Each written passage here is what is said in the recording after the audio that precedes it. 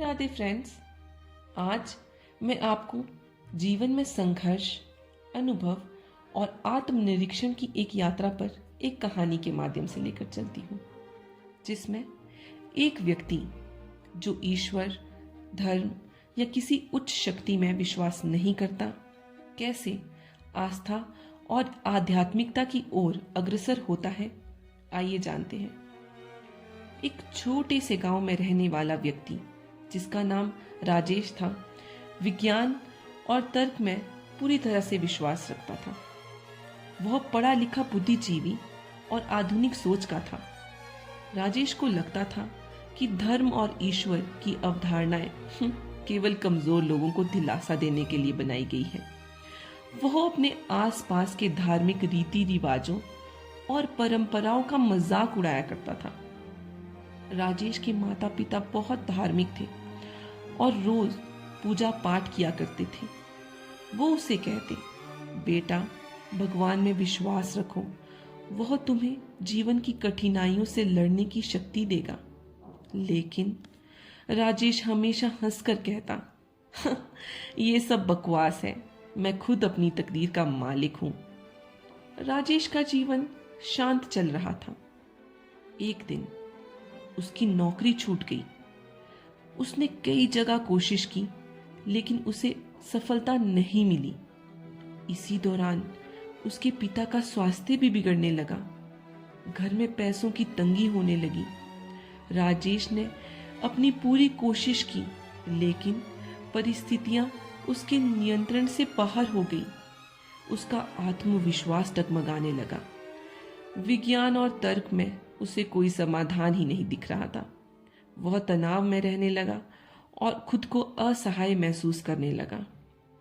एक दिन राजेश अपने पिता के कहने पर मंदिर गया।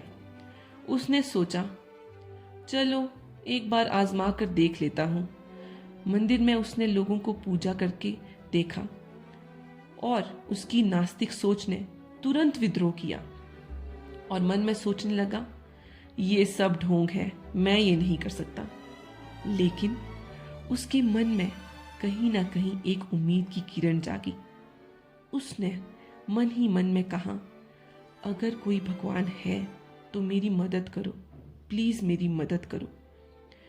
उसने मंदिर में घंटों बैठकर अपने जीवन के बारे में सोचा।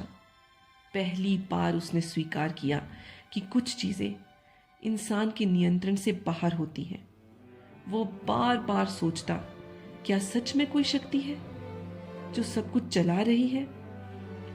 कुछ ही दिन बाद राजेश के पिता की तबीयत धीरे धीरे ठीक होने लगी। उसे एक नई नौकरी का ऑफर भी मिल गया।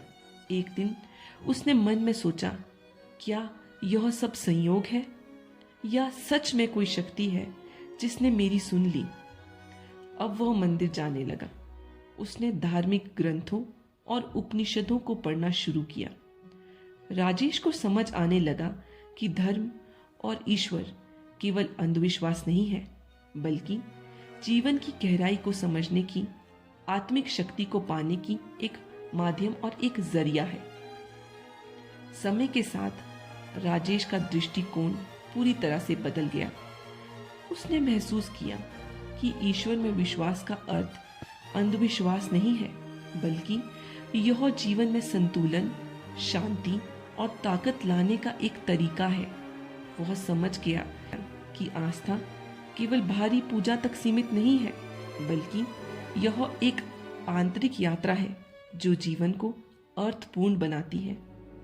अब राजेश अपने जीवन की समस्याओं का सामना आत्मविश्वास और धैर्य के साथ करता था। उसने यह सीखा कि ईश्वर पर विश्वास करना न केवल आत्मिक बल देता है, बल्कि कठिन परिस्थितियों में आशा की एक किरण भी जगाता है। तो इस कहानी से हमें ये सीख मिलती है कि ईश्वर में विश्वास हमें मानसिक और भावनात्मक संतुलन बनाए रखने में मदद करती है। आस्था केवल सिखाई नहीं जा सकती, पर अनुभव और परिस्थितियों से आती है। कठिनाइयां जीवन में हमें आत्मनिरीक्षण और सुधार करने का मौका देती है। तो दोस्तों, अगर आपको ये कहानी पसंद आई हो तो इसे ज़्यादा से ज़्यादा लोगों के साथ शेयर कीजिए, वीडियो को लाइक कीजिए और इसी तरह की कहानियाँ सुनने के लिए चैनल को सब्सक्राइब कीजिए। तब तक के लिए राधे राधे दोस्तों।